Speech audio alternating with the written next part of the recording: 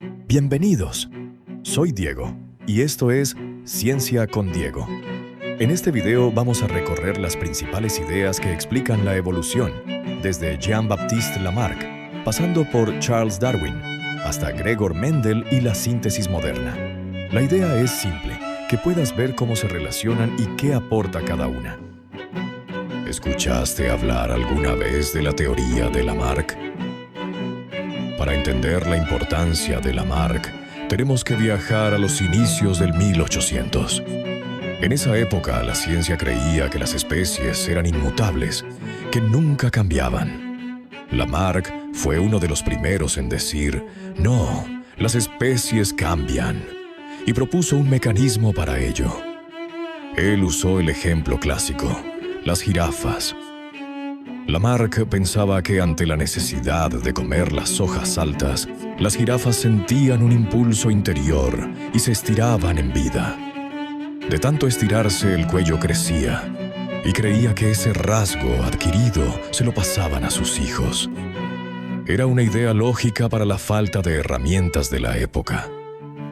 Lamarck fue un pionero que abrió un debate fundamental.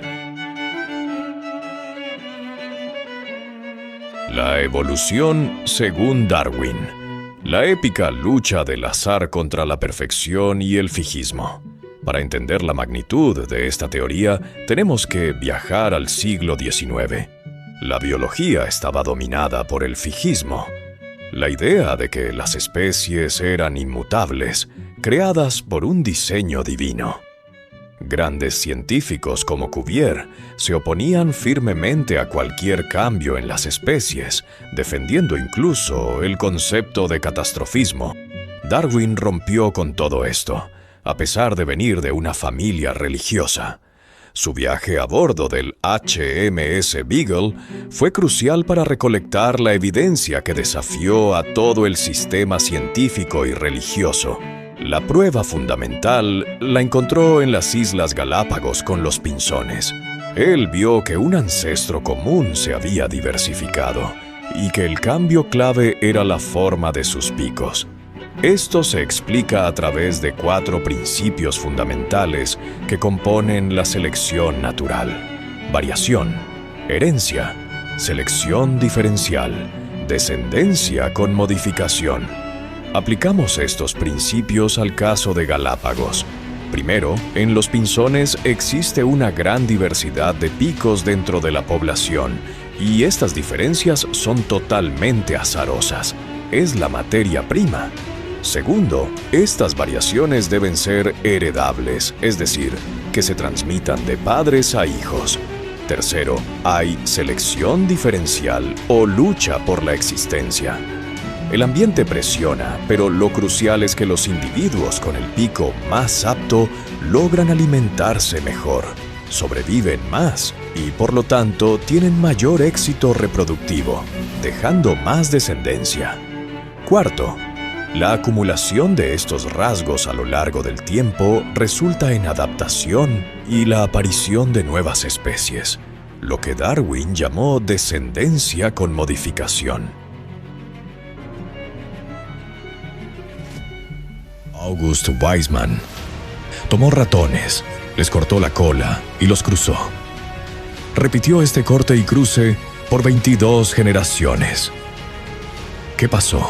Todas las crías, a lo largo de 22 generaciones, nacieron con la cola intacta. La prueba era irrefutable. La mutilación no se hereda.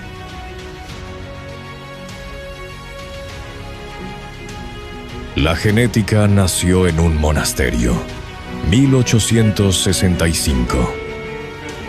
Imperio Austrohúngaro. En un monasterio, un monje joven cruzaba plantas sin saber que estaba por romper una idea muy antigua sobre cómo se heredan los caracteres. En esa época, muchos científicos creían que los rasgos se mezclaban como pintura, que la herencia era una fusión intermedia entre padre y madre. Si cruzabas verde con amarillo, deberías obtener algo intermedio. Pero Gregor Mendel decidió probarlo. Eligió plantas con caracteres bien definidos, semillas completamente amarillas y semillas completamente verdes. Se aseguró de que fueran líneas puras. Las cruzó cuidadosamente. Esa fue la generación parental. En la primera generación, llamada F1, no hubo mezcla. Todas las semillas fueron amarillas. El carácter verde parecía haber desaparecido. Mendel llamó dominante al carácter que se manifestaba y recesivo al que quedaba oculto. Pero no se quedó con un solo cruce. Durante años repitió los experimentos. Cruzó miles de plantas. Contó cada semilla. Registró proporciones. Volvió a cruzar generación tras generación. Y cuando dejó que las plantas de la F1 se cruzaran entre sí, el carácter verde volvió a aparecer en la siguiente generación, la F2, y no al azar. Aproximadamente 3 semillas amarillas por cada verde. Los números mostraban siempre el mismo patrón. Entonces Mendel comprendió que los caracteres no se mezclaban. Cada organismo poseía 2 factores para cada carácter. Y esos factores se separaban al reproducirse, pasando solo uno a la descendencia. Un carácter podía permanecer oculto, pero no desaparecía. La síntesis moderna unió las ideas de Darwin y Mendel. Gracias a eso entendemos que la evolución no ocurre en individuos, sino en poblaciones. A lo largo de las generaciones cambian las proporciones de los rasgos dentro de esa población. La variación genética genera diferencias entre los individuos y la herencia transmite esas diferencias. La selección natural no elige.